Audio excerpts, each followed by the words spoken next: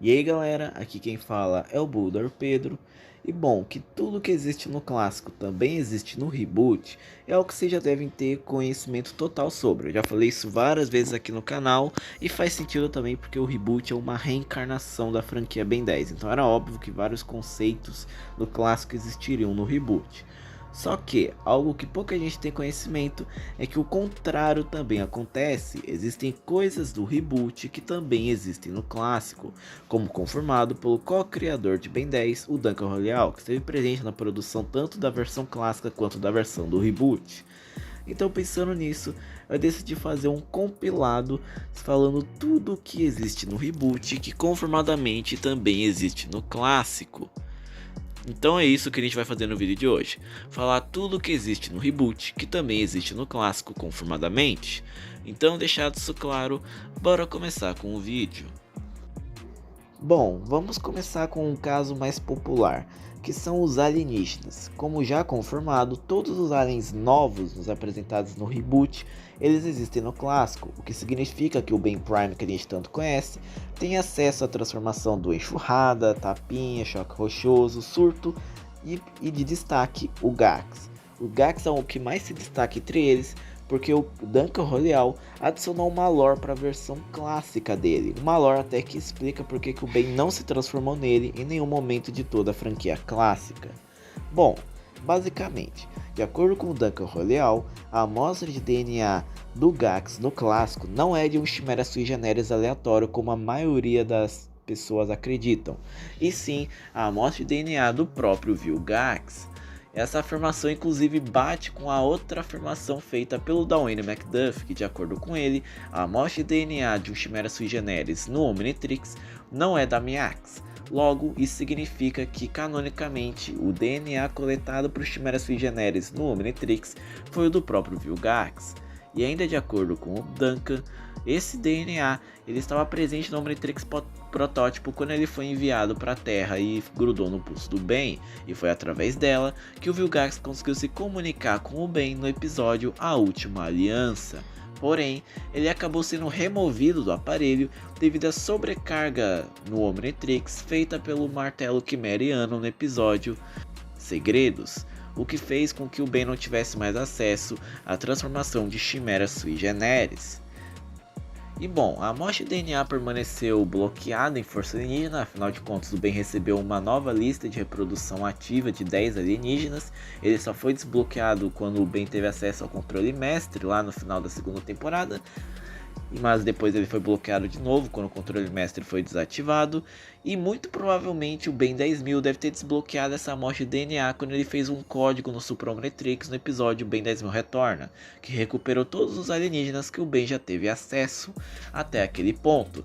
E além do mais, esse pensamento até que bate com uma afirmação do Dwayne McDuff, que afirma que o Super Omnitrix não tem o DNA de um Chimera sui generis, seja o DNA do próprio Gax. Então, se isso for verdade, significa que no ponto atual da franquia, que no caso é o Omniverse, o Ben tem acesso à transformação de Chimera sui generis, ele só não se transformou em tela. O próximo é quase que um complemento do tópico anterior, que são as subespécies do diamante. Bom, lá na época do clássico havia sido confirmado um pop-up que existem subespécies de Petrosapiens, que é a espécie do diamante, com diferentes cores e aparências. A gente nunca viu em momento algum da franquia clássica essas tais subespécies de diamante, tanto que no único episódio que é ambientado em Petrópia, a gente só viu Petrosapiens normais, a gente não viu suas subespécies. Mas isso mudou porque no reboot a gente viu 3 subespécies de Petrosapiens vivendo em Petrópia, no spin-off Ben 10 Mundos Alienígenas. Essas subespécies se apresentam como os Petrosapiens, os Subsapiens e os Anthrosapiens. Bom, a ideia deles até que bate com o pop-up do clássico, são diferentes Petrosapiens com diferentes aparências e cores. E bom, acontece que foi confirmado pelo Duncan que essas subespécies existem sim no clássico. Logo, alguma dessas subespécies mencionadas no pop-up são justamente os Subsapiens e os Anthrosapiens. E inclusive, é até curioso se mencionar que em outros pop-ups lá do filme Ben 10, O Segredo do Omnitrix, foi dito que os Petrosapiens viviam em guerra, as várias subespécies viviam brigando, o que fez com que o Vilgax conseguisse manipulá-los com facilidade. Além disso, outro pop-up também falava que os Petrosapiens viviam em colônias da superfície. Se isso por um acaso foi uma ideia que tinha sido colocada nos pop-ups, aí mais tarde a Manufacturing decidiu reciclar ela no reboot, lá no mundo alienígenas, a gente não sabe. Mas que isso pode ser um indicativo que desde sempre os Subsapiens e os Anthrosapiens eram planejados, já é outros 300. Agora indo para um caso mais polêmico, é sobre os vilões. De acordo com o Duncan, todos os vilões do reboot existem no clássico, o que obviamente significa que vilões como a Abelha Rainha e o Alta Sobrecarga existem no clássico. Agora, se no clássico eles são vilões como eles são no reboot, ou são apenas pessoas normais, já não se sabe. Mas é provável que eles ainda não viraram vilões no processo, ainda são pessoas normais, ou talvez eles até sejam vilões e o Ben enfrentou eles fora de tela, ou ainda nem sequer os enfrentou. Mas de qualquer forma, eu queria mencionar um caso bastante curioso, que é o dos climáticos. Bom, com eles existindo no clássico, algo que é bastante interessante é sobre o filme Ben 10 Segredo Omnitrix, onde lá a gente tem em Carsicon um alienígena muito similar aos climáticos. Bom, se aquele alienígena é da mesma espécie que os climáticos, já é outra história. Mas se ele for, até que seria bastante interessante isso, porque significa que o reboot reutilizou a ideia que a Manufacturing possivelmente pensou para esse alienígena. Agora a gente entra no caso mais polêmico do vídeo, que são os Omnikicks e os Omni-Orbitais. É óbvio porque esse caso é o mais polêmico. Se o Azimuth já não gosta por si só dos Supremos, que são melhoria para os alienígenas, por que ele gostaria de armaduras que melhoram os poderes dos aliens? Essa é a pergunta que a fã do Intera fez depois que o Duncan confirmou a existência dos Omnikicks e Omni-Orbitais no clássico. Só que, se a gente for assim analisar mais direitinho o conceito dessas duas armaduras, a gente até pode ver que sim, dá pro Azimuth do clássico ter criado eles e ainda não gostar dos Supremos.